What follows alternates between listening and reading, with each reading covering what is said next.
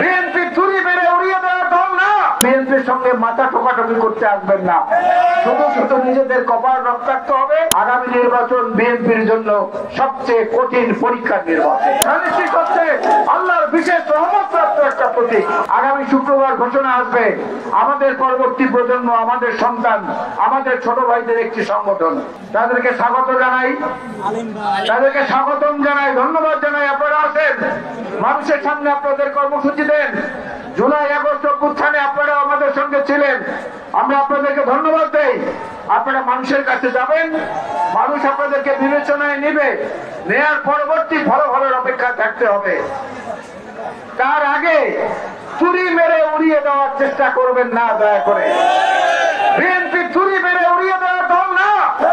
BNP প্রমাণ করেছে এই দেশে, বাংলাদেশের মানুষের হৃদয়ের গভীরে যে দলের শিকড় অনেক শক্তভাবে জোর হয়ে আছে, সেই দলটির নাম হচ্ছে বিএনপি, বাংলাদেশ জাতীয়তাবাদী দল। এটাকে চুরি দিয়ে, টোকা দিয়ে এত সহজে করে কিছু করা যাবে না।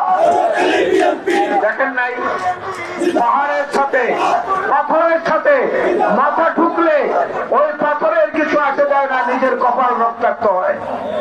সুতরাং বিএনপির সঙ্গে মাথা ঠোকাঠুকি করতে আসবেন না।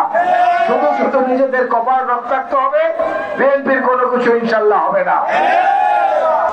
আগামী নির্বাচন যত উচ্ছ্বাস আমরা দেখাই না কেন, আগামী নির্বাচন বিএনপির জন্য সবচেয়ে কঠিন পরীক্ষার নির্বাচন। দয়া করে এই কথাটা মনে রাখবেন।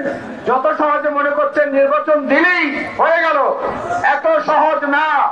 অনেকগুলো স্তর, অনেকগুলো বিভিন্ন দিক থেকে শক্তি এবং অপশক্তি মিলে বিএনপিকে ঠেকানোর জন্য চেষ্টা করছে। এই জন্য নিজেদের মধ্যে ভ্রাতৃত্ববোধ, নিজেদের মধ্যে বন্ধুত্ব, নিজেদের মধ্যে সৌহার্দ্য, এইটাকে যদি দৃঢ় না করেন, এর ভাগ দিয়ে কিন্তু সরকার, জাতীয় সরকারের অনুচরটা ঢুকে যেতে পারে। এর মধ্য দিয়ে কিন্তু ছদ্মবেশী এই কোলপাল্টানো কিছু দল আছে, কখনো আওয়ামী লীগের কোলে ওঠে, কখনো বিএনপির কোলে ওঠে, কখনো জাতীয় পার্টির কোলে ওঠে। সেই দলের লোকরা কিন্তু এই ভাগ দিয়ে ঢুকে যেতে পারে। এই ভাগ তৈরি করা যাবে না, কথা অত্যন্ত পরিষ্কার। ভাগ তৈরি করা যাবে না। আগামী নির্বাচনের কঠিন পরীক্ষার জন্য প্রস্তুত হন এবং সেই নির্বাচন আদায়ের জন্য যখনই তারেক রহমান সাহেব ডাক দিবেন, তখন সে আন্দোলনের জন্য প্রস্তুত থাকার মানসিকতা গ্রহণ করুন। আমরা যে যত বড় পদের অধিকারী হই না কেন, যে যত বড় নিজেকে অহংকারী মনে করি না কেন, যে নিজে যত বড় শক্তিশালী কিংবা জনপ্রিয় কিংবা অর্থশালী কিংবা অন্য কোনো বিষয়ে নিজেকে বড় মনে করি, কোনো লাভ নাই। আমার পেছন থেকে যদি বিএনপির সাইনবোর্ডটা সরে যায়, বিএনপির পরিচয়টা সরে যায়, বাজারে আমার 10 টাকা মূল্য কেউ দেবে না। এই কথাটা দয়া করে উপস্থিত অনুপস্থিত সবাই মনে রাখবেন। যদি মনে না রাখেন, যার যার পরিণতি তার তার ভোগ করতে হবে। বিএনপি হচ্ছে একটা বিশাল সমুদ্রের মতো।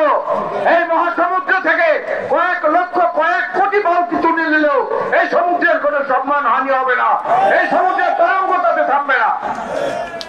সুতরাং সবাই যেন আমরা বুঝে শুনে যার যার জায়গা থেকে দায়িত্বটা পবিত্রতার সাথে পালন করি।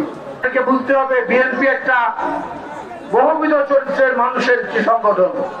এটা কোন ক্যাডার বেসড অর্গানাইজেশন না, এটা হচ্ছে মাল্টি ক্লাস অর্গানাইজেশন।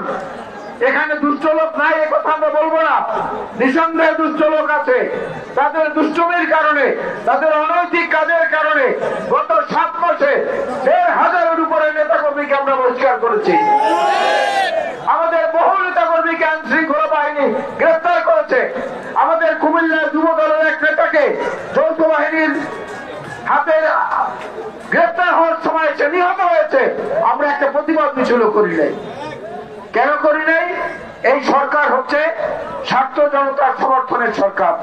এই সরকার হচ্ছে বাংলাদেশের সকল শ্রেণী পেশার মানুষের সমর্থনের সরকার। এই সরকারকে বিরক্ত করা আমাদের সবার বিরুদ্ধ, বরং তাকে সহায়তা করা আমাদের দায়িত্ব। এই ধানিষ্ঠিক হচ্ছে আল্লাহর বিশেষ রহমতপ্রাপ্ত একটা প্রতীক, যেটা মানুষের পক্ষে তৈরি করা সম্ভব না। আমরা সেই প্রতীকের অধিকারী। সুতরাং আমরা মহান আল্লাহ রাব্বুল আলামিনের উপরে দৃঢ় আস্থা এবং বিশ্বাস রাখি। এই সংবিধানে বিসমিল্লাহির রহমানির রহিম সংযোজন করেছে বিএনপি। এই সংবিধানে পরম করুণাময় আল্লাহর নামে শুরু করছি, এই বাক্য সংযোজন করেছে বিএনপি। বিএনপি বলেছে সংখ্যাগরিষ্ঠ মানুষের ধর্ম রক্ষার জন্য যথাযথ সম্মান দিয়ে অন্যান্য মানুষের ধর্মীয় স্বাধীনতা পালন করার জন্য।